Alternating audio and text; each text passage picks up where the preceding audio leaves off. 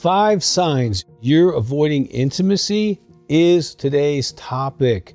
Now, if you haven't subscribed to our channel, please do that. If you have a question about this or any other topic, please do that, and we will respond to you as soon as possible, so stay tuned.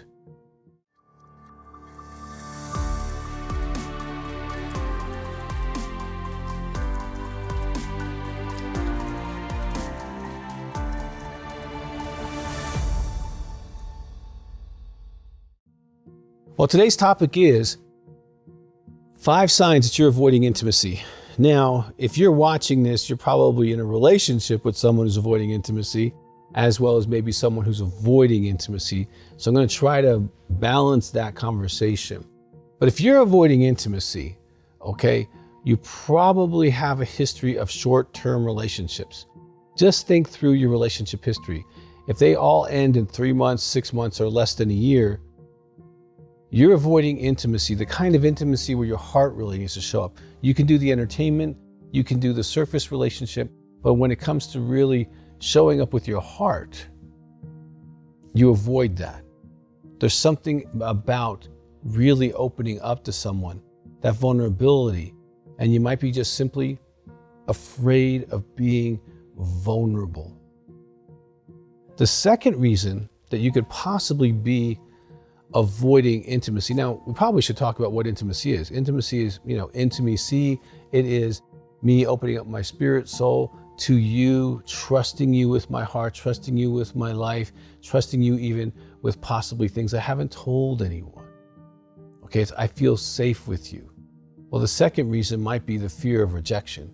Because if you really fear that deep down inside that you're going to be rejected, it's not a game you want to play.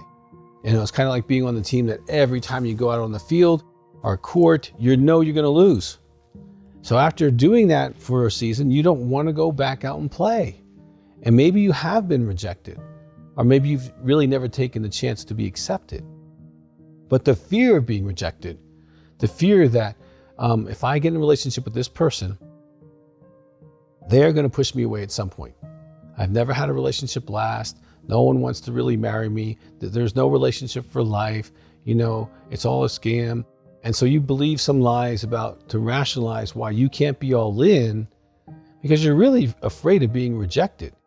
And that's something you probably want to talk to someone about so that you can heal that, because you could be accepted. And maybe that's another issue for you.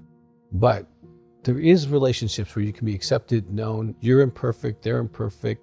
They'll expect you to accept some of the things that are flaws in them, and you'll accept some of the flaws in them, and you can work it out. Now, another reason you might be afraid of intimacy is addiction. You might have an addiction that you are strongly afraid that if someone gets too close to you, they're going to kind of tap you and say, you know what, you can't be drinking like that. You can't be doing that kind of drug anymore. You can't be doing porn anymore.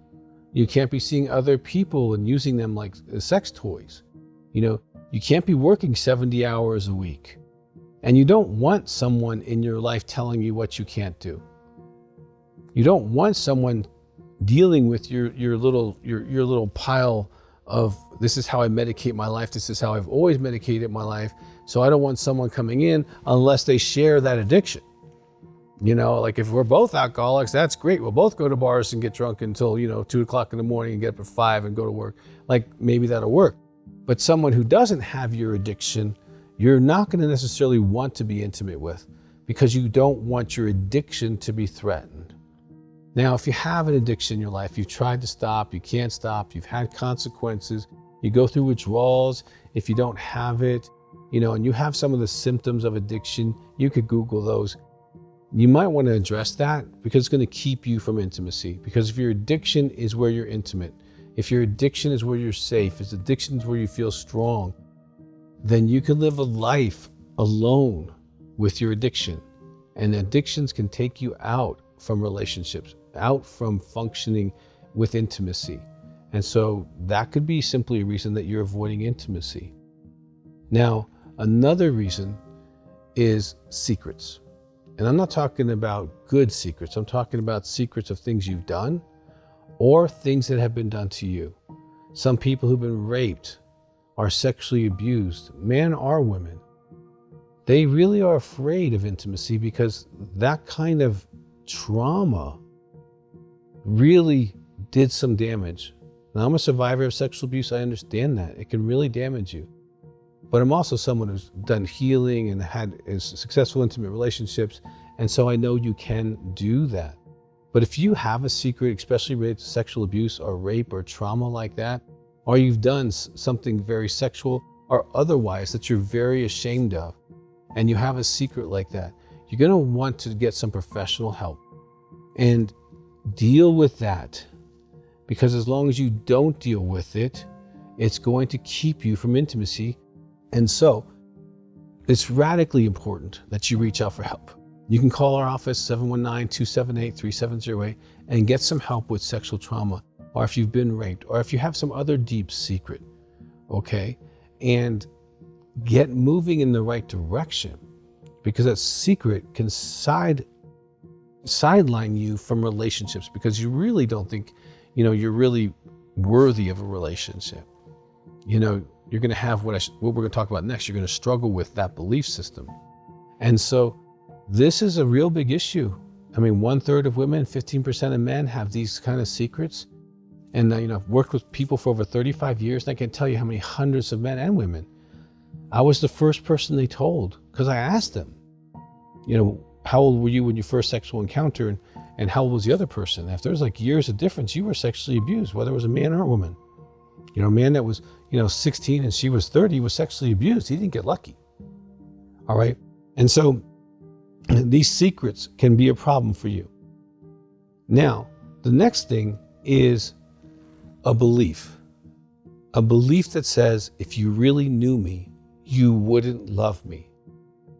And it's different than just being rejected. It's like, I'm not lovable.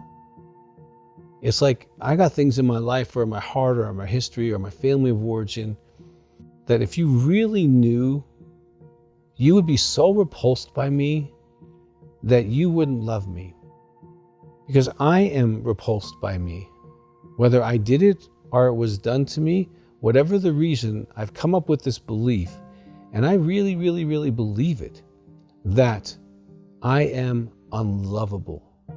And because I'm unlovable, I don't want intimacy, because all I'm going to find out is I'm unlovable.